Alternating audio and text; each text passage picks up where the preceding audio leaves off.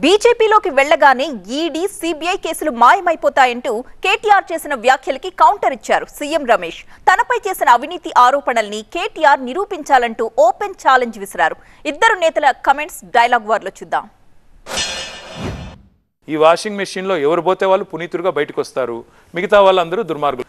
దేశంలో ఉంటే మా జేబులో ఉండాలి, లేదా జైల్లో ఉండాలి, అంతే. ఉంటే మా జేబులో ఉండు, వాషింగ్ మెషిన్లో పెడతాం, బయటికి తీసుకొస్తాం, పునీతుడు అంటాం. నేను అడుగుతా ఉన్నా, ఇందులో మా సీఎం రమేష్ గారి ఫోటో కూడా ఉంది. ఏమైంది సీఎం రమేష్ మీద ఈడీ కేసు? ఏమైంది సుజనా చౌదరి మీద కేసు? ఏమైంది హిమంత బిశ్వాస్ శర్మ మీద కేసు?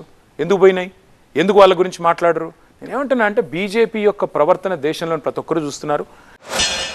నా మీద ఏదైనా ఎంక్వైరీ జరిగిన అనే ఆరోపణ కూడా ఉంటే కూడా మీరు ఒక అథెంటికేషన్ ఇన్ఫర్మేషన్ ఇస్తే నేను ఈరోజు పోటీ నుంచి రేపు నామినేషన్ నేను, లేదంటే కేటీఆర్ ఇప్పుడు చేసిన ఎమ్మెల్యేకి రాజీనామా చేసుకుంటాడా?